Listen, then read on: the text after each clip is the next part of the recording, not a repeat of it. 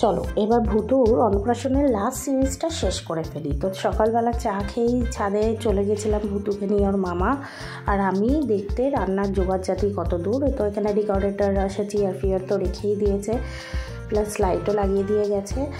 আর সাথে এখানে সকালবেলার একটা ব্রেকফাস্টের রেডি মানে প্রিপারেশন রেডি করছে, আলুর তরকারি আর লুচি। তো তার সাথেও আনুষঙ্গিক যেটা বিকেলবেলা রান্না হবে সেগুলো রেডি করছে। তো ওই কথাবার্তা বলছিলাম আর ভুতুকেও দেখাচ্ছিলাম যে ওর অন্নপ্রাশনে কী কী আয়োজন হচ্ছে। তো আলটিমেটলি আমাদের তরকারি রেডি হয়ে গেছিলো। আর এই তরকারিটা মারাত্মক খেতে হয়েছিল। মানে যাই হোক, নিজেরা রোজ রান্না করি আর অন্যের রান্না, রাঁধুনিদের হাতের রান্নার স্বাদই কিন্তু অন্যরকম। লুচিগুলো তেমনি নরম হয়েছিল, দেখেই বুঝতে পারছো। এখন আমি ভয়েস ওভার দিতে পারছি না, প্রচণ্ড মানে লোভ লাগছে আর কি, জিভে জল এসে যাচ্ছে। তো তারপরে আমরা দুপুরবেলা ভুতুকে রেডি করেছিলাম মানে স্নান টান করে রেডি করেছিলাম। আর এই প্রথমবার ভুতু হামা দেওয়ার চেষ্টা করছে সুন্দরভাবে। দেখো কি সুন্দরভাবে হামা দেওয়ার চেষ্টা করছে। মানে এতদিন ও না ভর দিয়ে হাঁটুর ওপর উঠতে পারতো না, কিন্তু এখন দেখছি কদিন ধরে এই জিনিসটাও করতে পারছে। তো যাই হোক, হামার দেওয়াটা স্টার্ট করেনি, তবে এরকম ভর দিয়ে হাঁটুর ওপর কোমরটাকে উঁচু করে দাঁড়াতে মানে উঠতে পারছে আর কি।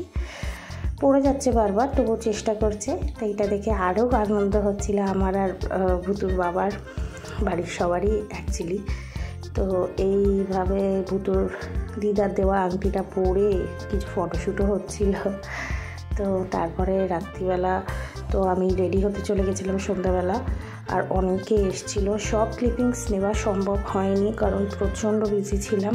কিন্তু যেইটুকুনি ক্লিপিংস পেয়েছি এদিক ওদিক থেকে জুড়ে তোমাদের সাথে কিছুটা মোমেন্ট শেয়ার করার চেষ্টা করলাম। আশা করি অন্নপ্রাশনের সিরিজটা তোমাদের ভালো লেগেছে। অত শত এডিট করে বা কারুকার্য করে হয়তো দিতে পারিনি, প্লেন অ্যান্ড সিম্পলই দিয়েছি। তবে হ্যাঁ, যাই হোক, এগুলো সব কিছুই আমার কাছে অনুভূতি এবং তোমাদের সাথে শেয়ার করতে ভালো লাগে তাই। আর as a media person, media নিয়ে পড়াশোনা করেছি, তো এই জিনিসগুলো স্মৃতি হয়, সারা জীবন থেকে যাবে, অ্যালবামও নষ্ট হয়ে যায়। কিন্তু এই চ্যানেলটা আমার যতদিন থাকবো না তখনও থেকে যাবে এবং এই স্মৃতিগুলো, ভিডিওসগুলোও থেকে যাবে। তো তার কারণেই আরও কি শেয়ার করা।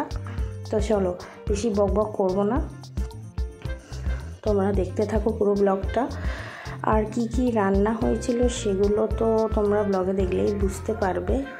আর কত লোক এসেছিলো, কি কি গিফট পেয়েছিল সেগুলো অবশ্যই আনবক্সিং করা হয়নি, কোনো একটা ব্লগে তোমাদের সাথে শেয়ার করব।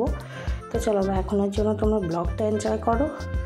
টাটা, দেখা হচ্ছে খুব শিগগিরই একটা অন্য কোনো ব্লগে। আর পাশে থাকা বেল আইকনটা অবশ্যই টিপে দিয়ে চলো। টাটা।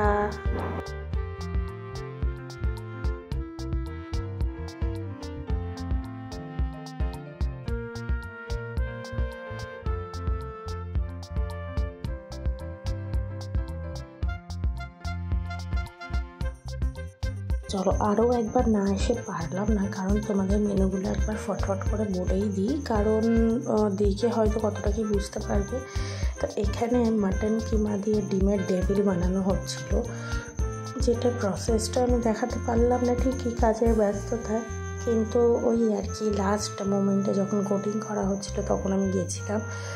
আর গিয়ে দেখলাম যে দুপুরের খাবার দাবার অলরেডি রেডি, চাটনি, ফুলকপি দিয়ে মাছের ঝোল এবং ভাত। আর এখানে রাঁধুনি আমাদের পকোড়া বানাচ্ছে বিকেলের জন্য, যেগুলো আমরা স্টার্টারে দেব, কফি আর চিকেন পকোড়া। আর রাতে ছিল আমাদের ডিমের ডেভিল আর রাধাবল্লভী, পনির দিয়ে চানা মশালা, সাথে ছিল বাসন্তী পোলাও, চিকেন কোরমা, আইসক্রিম, পাঁপড় আর হ্যাঁ, আর ছিল রসগোল্লা, যেটা কিনা খেতে কিন্তু অসাধারণ ছিল। আর এখানে তো সবাই এসে সবার মতো ফটো সেশন আর অনেক কিছু করছে। আমার বন্ধুরাও চলে এসেছিলো। তো এখানে ওই অলরেডি পকোড়া সার্ভ করতে শুরু করে দিয়েছিল। তো এবারে নেক্সট ব্লগটা তোমরা তোমাদের মতো এনজয় করো, আর বক বক করবো না। চলো, টাটা।